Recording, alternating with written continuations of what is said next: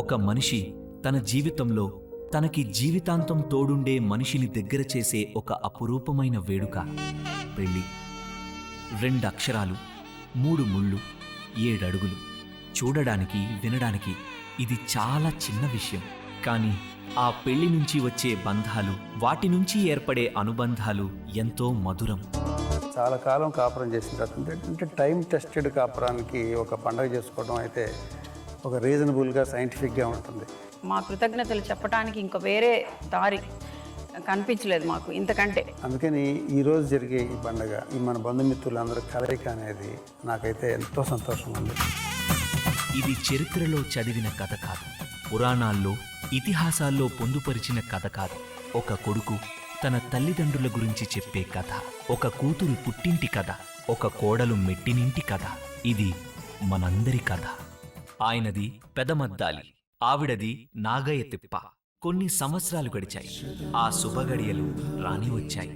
అనుబంధాల అల్లికని పందిరిగా వేసి, మమకారపు మాధుర్యాన్ని మండపంగా చేసి, అందరి సమక్షంలో ఆనందంగా పెళ్లి చేసుకున్నారు. మా అమ్మగారు అనుకునేవారు మా పాపకి ఏమైనా సరే ఎదట పని తీసుకురావాలని అనుకునేవారు. అట్లాగే తాతగారిని తీసుకొచ్చారు. నా మనసు ఎట్లా ఉంటుంది? మనసు పరవశించెనే తను. 59 దాకా కుర్చీలోనే ఉన్నాం మేము. కుర్చీలో ఉండగానే మా పెద్ద అబ్బాయి పుట్టాడు. తర్వాత నన్ను దర్శి ట్రాన్స్ఫర్ చేశాను. దర్శిలో ఉండగా మా అమ్మాయి జన్మించింది. 60 ఆగస్టులో మళ్ళీ కృష్ణా జిల్లాకి వచ్చాం. ముదిరేపల్లి హై స్కూల్లో పనిచేస్తుండగా చిన్నబాబు జన్మించాడు. ఒక మనిషి జీవన చక్రం ఎలాగైనా పయనించవచ్చు, కానీ కేవలం సైకిల్ మీదే కనుచూపు మేరలో కనిపించే జీవితాన్ని నిజాయితీతో నడిపించడం చాలా కష్టం. ఈ ద్విచక్ర వాహన జీవన ప్రయాణంలో ఎన్నో మరపురాని మజిలీలు. కారులో షికారుకెళ్ళే పాల బుగ్గల పసివేతాన, బుగ్గ మీద గులాబీ రంగు ఎలా వచ్చెనో చెప్పగలవా? అనుకున్నది అనుకున్నట్టే జరిగి బాగానే అన్నీ. స్కూల్కి వెళ్ళే రోజుల్లోనేంటి ఇప్పుడైనా సరే అంత టైంని మెయింటైన్ చేస్తారు. అబద్ధం చెప్పరు పొరపాటున కూడా. ఆమె కూడా బాగా పనిచేసింది. పిల్లలకి చదువుల్లో మంచెడ్డల్లో మరి ఒంటరిగా ఉండాలన్నా ఉండి వాళ్ళకి ప్రోత్సాహంగాను అనుకూలంగాను కావాల్సి చేసి పెడుతూ గృహిణిగా మంచిగా చేసింది. ఆవిడ కష్టపడడంతో పాటు పిల్లలకి ప్రతిదీ కూడా తనే చేయాలని కాకుండా ఎవరి పనులు వాళ్ళు చేసుకోవాలి, ఎవరి పేట వాళ్ళు వేసుకోవాలి, ఎవరి గ్లాస్ వాళ్ళు పెట్టుకోవాలి, ఇటువంటి అన్నీ కూడా ఆవిడ మాకు చాలా స్ట్రిక్ట్గా ఉండేవారు. మా బాబు పుట్టినప్పుడు మా ఎడ్యుకేషన్ ఇంకా కంప్లీట్ అవ్వలేదు. నా ఎడ్యుకేషన్ మొత్తం అయిపోయి నేను ప్రాక్టీస్ స్టార్ట్ చేసే టైంకి మా పాప పుట్టింది. మా పాపని, మా బాబుని ఇద్దరిని అత్తయ్య గారు వాళ్ళ పిల్లలు పెంచడానికి ఎంత కష్టపడ్డారో అంతకంటే ఎక్కువ కష్టపడి మా పిల్లల్ని పెంచారు. ఆ పిల్లల్ని పెంచటం మూలంగానే ఇవాళ మేము ఈ స్థాయిలో ఇలా ఉండగలిగాం. That is the turning point in my life. ఆ రుణాన్ని నేను ఎప్పటికీ తీర్చుకోలేదు. ఈ క్షణం వరకు కూడా కోడలేంటి, కొడుకులేంటి, ఎవరు కూడా అసలు మీకు ఎందుకు అనే మాట అనిపించుకోవాలి. మీ ఇష్టమైన విధంగా నడుచుకోండి అని అంటారు, కానీ వాళ్ళే మమ్మల్ని బలవంతం చేయరు. మేము చెప్పినట్టుగానే వినాలి మీరు అనేది అట్లా చేయరండి. ఒకరి అభిప్రాయాలు ఒకళ్ళు గౌరవించుకునే సంస్కారం కానీ అటువంటి అలవాట్లు ఉన్న కుటుంబం. అది మావయ్య గారు, అత్తయ్య గారి ద్వారా మాకు వచ్చింది. కాకపోతే అత్తయ్య గారు వాళ్ళ ఇంట్లో గారు అనే మాట నాకు అలవాటు కావడానికి చాలా టైం పట్టింది. అప్పుడు అంత చదువు తక్కువ. ఇక్కడ వచ్చాక అన్నీ ఏదైనా కష్టం సుఖం అనేది అన్నీ చెప్పుకోవటం అది ఉందండి. అత్తయ్య గారితో ఏంటి, బావగారితో, అక్కతో కూడా.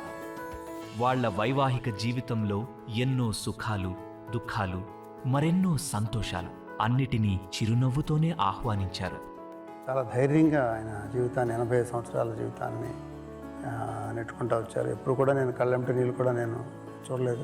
ఎన్ని కష్ట నష్టాలు వచ్చినా, ఎన్ని సుఖ దుఃఖాలు ఏదైనా సరే అన్నీ కలిసి ఒక 60 ఏళ్ల జీవితాన్ని, నిండు జీవితాన్ని అనుభవించిన వాళ్ళ దగ్గర నుంచి మనం తీసుకోవాల్సిన లెసన్స్ చాలా ఉన్నాయి. అలకలు ఎప్పుడూ ఉంటాను. అలకలు లేకపోతే జీవితం సుఖమయం ఉండదండి. అలకల్లోనే సారాంశం ఉంటుంది.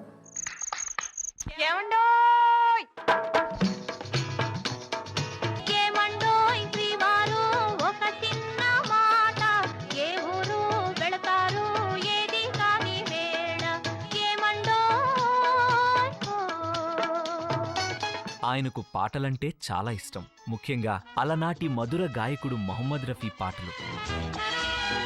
గులాబీ ఆంఖేं जो तेरी देखी शराबी ये दिल हो गया संभालो मुझको ओ मेरे यारो संभलना मुश्किल हो गया వారిద్దరికీ ఒకరితో ఒకరు కలిసుండడం అంటే ఇష్టం.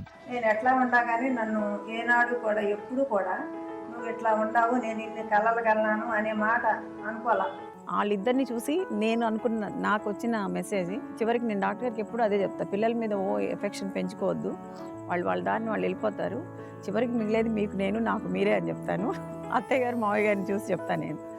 సాధారణంగా ఒక మంచి భవిష్యత్తు ప్రణాళికను నిర్దేశించే ఒక మైలురాయి 10వ తరగతి.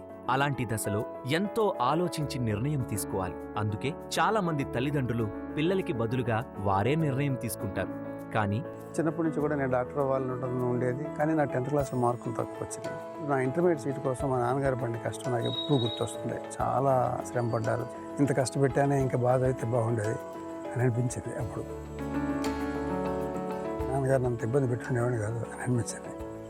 ఆ కాలేజీలో సీట్లో చేరేటప్పుడు కూడా అక్కడ రోసయ్య గారిని ప్రిన్సిపాల్ గారిని, చాలా గట్టి ప్రిన్సిపాల్ గారు, ఎందుకు నీకు భయపడి అని అడిగాడు.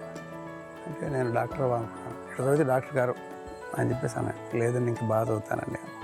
సరే పో అని చెప్పేసి బైపీలో నాకు సీట్ ఇచ్చారు. బయటకు వచ్చిన తర్వాత నాన్నగారు మాట్లాడిగారు. నేను అన్నాను, డాక్టర్ అంటే పెద్ద ఓషణగా ఉంటుంది, అది దానికి ఏమి అంతు ఇది లేకుండా ఉండడం చాలా కష్టమైన ప్రొఫెషన్. అది ఇంజనీరింగ్ తీసుకురాదా త్వరగా సెటిల్ అయిపోతాను, ఫ్రీగా ఉండొచ్చు అంటే, కాదు నేను డాక్టరే చదువుతాను. వారి ఇష్ట ప్రకారం చదువుకున్నాను. అంత స్వేచ్ఛ ఇవ్వటం అనేది సాధారణంగా తల్లిదండ్రులు ఇవ్వటం అనేది చాలా అరుదు. ఆ కాలంలోనే నేను చాలా స్వేచ్ఛగా పెరిగాను. అందుకనే నాకు స్వేచ్ఛగా పెరిగిన వాళ్ళు ఎంత బాగుంటారనేది నేను అనుభవపూర్వకంగా తెలుసుకున్నాను. నాకు నమ్మకం ఉంది వాళ్ళ మీద, ఆ నమ్మకం బాగానే అలాగే జరిగింది. నా పిల్లల్ని కూడా నేను అట్లాగే అంత స్వేచ్ఛగాను పెంచగలుగుతున్నాను. ఏ తల్లిదండ్రులకైనా పిల్లల పెళ్లి మీద ఎన్నో ఆశలుంటాయి. అది వారి పట్టుదల కాదు, వారి ప్రేమ మాత్రమే. కానీ అదే ప్రేమ తమ పిల్లల జీవితంలో ముందే ఉందని తెలిసినప్పుడు మనుషుల కంటే మనీకి, ఆలోచనల కంటే ఆచారాలకి ఎక్కువ ప్రాధాన్యత ఇచ్చే రోజుల్లో కూడా అలాంటి ముఖ్యమైన విషయంలో మా పెద్దవాళ్ళు వీళ్ళ పెద్దవాళ్ళు చాలా మనస్ఫూర్తిగా మాకు 100కి 100 సపోర్ట్ చేశారు. ఆయనకి అసలు మ్యారేజ్ మీద నమ్మకమే తక్కువ. ఇట్లా ముందే మేము పెళ్లి చేసుకోబోతున్నామని ఇంత అట్టహాసంగా చేసుకోవడం అనేది నాకు ఎప్పుడూ హాస్యాస్పదంగానే ఉంటుంది. అయితే రిజిస్టర్ మ్యారేజ్ మీద మాత్రం తను చాలా గట్టిగానే పట్టుబట్టారు. నా పెళ్లి నేను చాలా సింపుల్గా చేసుకున్నాను. మా పెళ్ళికి అయిన ఖర్చు ₹5 అప్లికేషన్ ఫామ్ ఫిల్ చేసాం. కానీ మా పిల్లల పెళ్లికి నేను కూడా సమాజానికి లొంగక తప్పలేదు. కానీ తమ నిర్ణయం కంటే తమ పిల్లల నిర్ణయానికే విలువనిచ్చి నమ్మేవాళ్లు ఎంతమంది ఉంటారు? కోడళ్ళ విషయాల్లో ఇక ఏమీ ఎంచే పని లేదండి. కాకపోతే నాకు పెద్ద కోడలు వచ్చిన తర్వాత ఆ దగ్గర నుంచి అమ్మ వరకు తీర్చిదిద్దినట్టు చేసి నన్ను మాట్లాడుతుంటే వణుకులాగా వచ్చేది. అటువంటిది స్టేజ్ ఎక్కి స్పీచ్ ఇచ్చి అంత ధైర్యం చేసింది. అమ్మగారు, నాన్నగారు కానీ, మా అక్కలు కానీ, మా తమ్ముడు కానీ నన్ను చాలా అపురూపంగా చూసుకున్నారు. ఎక్సెప్షనల్గా నన్ను చాలా గారాబంగా చూశారు. ఇంత అపురూపంగా పెరిగి మా పుట్టింట్లో ఒక్కసారి డాక్టర్ గారిని పెళ్లి చేసుకుని అత్తగారింటికి వెళ్ళిన తర్వాత నాకు ఇక్కడ పుట్టింట్లో దక్కిన గారాబం కంటే కూడా, అపురూపం కంటే కూడా మా అత్తయ్య గారు, మావయ్య గారు, వాళ్ళ వైపు బంధువులు అందరూ కూడా నన్ను ఎంతో ఆప్యాయంగా, ఎంతో ఎఫెక్షనేట్గా చూసుకున్నారు. మా అమ్మాయి కూడా అంతేనండి. అటువంటి ఆడపిల్ల 1000 ఉంటారేమో, ఏ పొరపాటును కూడా ఇది మాకు కావాలి, ఇది నేను తీసుకెళ్తాను అన్న మాట అసలు అమ్మాయికి చిన్నప్పటి నుంచి కూడా చదువుకునే రోజుల్లో కూడా నాకు అడుగుని పెట్టి ఇడుగును అసలు ఎరగమండి అని. అసలు అటువంటి పిల్ల ఎవరికైనా ఉందంటే నిజంగా చాలా అదృష్టం అనుకోవాలి. అందరూ కూడా కష్టపడే మనస్తత్వమే, సెల్ఫిష్ కాదు మనుషులు. 3 పిల్లలు కూడా బాగా కష్టజీవులు, మా కోడళ్ళు కూడా. కుటుంబ సభ్యులందరూ ఇలా ఉండడంలో ఇంకా ముఖ్యమైన పాత్ర చెప్పుకోవాల్సింది మా తాతగారి కష్టం, మా నాయనమ్మ కష్టం. ఇంకా ముఖ్యమైన విషయం ఏంటంటే మా పెదనాన్నగారు శ్రీ దాసరి నారాయణ శాస్త్రి గారు. మా పెదనాన్నగారు ఎప్పుడు అనేవారు, అరే నువ్వు మంచి వైద్యం చేయి, డబ్బుల కోసం చూడబాక, కానీ ఎక్కడా కూడా రాజీ పడబాక అని చెప్పి వారు నా దగ్గర నుంచి ఏమీ తీసుకోవాలి. సో ఆయన చెప్పిన దాన్ని నేను పాటిస్తున్నాను. అంత అది ఆయనకి కృతజ్ఞతగా నేను ఇచ్చే, మరి ఏమనాలో దాన్ని నాకు తెలియట్లేదు. ఒక మనిషి వ్యక్తిత్వానికి కొలమానం ఏమిటో తెలియదు కానీ 23 సంవత్సరాలు ఒక ఆస్పత్రికి తన వంతు సహాయ సహకారాలు అందిస్తున్న ఆయన స్ఫూర్తిని చూస్తే మాత్రం ఖచ్చితంగా కొంత తెలుసుకోవచ్చు. 58 ఏళ్ల వయసు తర్వాత రిటైర్ అయిపోయిన తర్వాత చల్లపల్లి వచ్చేసి ఇక్కడ మా హాస్పిటల్ని శంకుస్థాపన 1993 జనవరి 1 జరిగితే ఆ రోజు నుంచి ఈ రోజు వరకు కూడా హాస్పిటల్ కన్స్ట్రక్షన్లో కానీ అట్లాగే అడ్మినిస్ట్రేషన్లో కానీ గార్డెన్ డెవలప్మెంటు గార్డెన్ మెయింటెనెన్స్ ఇవన్నీ కూడా ఆయనే చూస్తూ ఉన్నారు.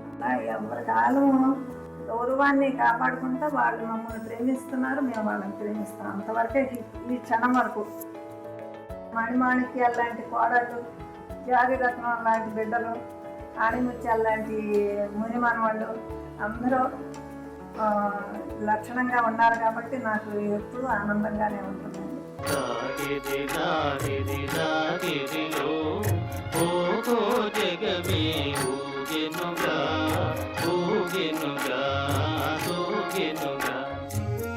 అమ్మ నాన్నగారు 85 సంవత్సరాలు కంప్లీట్ అయినది, హ్యాపీగా చేసుకుంటున్నారు. ఇంకా ముందు ముందు కూడా ఇట్లాంటి మంచి మంచి అన్ని చూడాలని పిల్లలకి.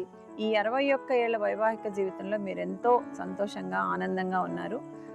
ఇలాగే ఇక ముందు కూడా మీరు ఆనందంగా ఆరోగ్యంగా మీ జీవితం గడుపుతారని ఆశిస్తూ ఈ కార్యక్రమానికి మీరందరూ వచ్చి జయప్రదం చేసినందుకు నేను, నా భార్య పద్మ, మా చెల్లెలు రాణి, మా బావగారు ప్రసాద్, మా తమ్ముడు వెంకటరమణ, మా మరదలు మాధవి, అలాగే మా అందరి పిల్లలు, మనవళ్ళు, మనవరాళ్ళు అందరి తరపున మీ అందరికీ ధన్యవాదాలు చెప్తున్నాను.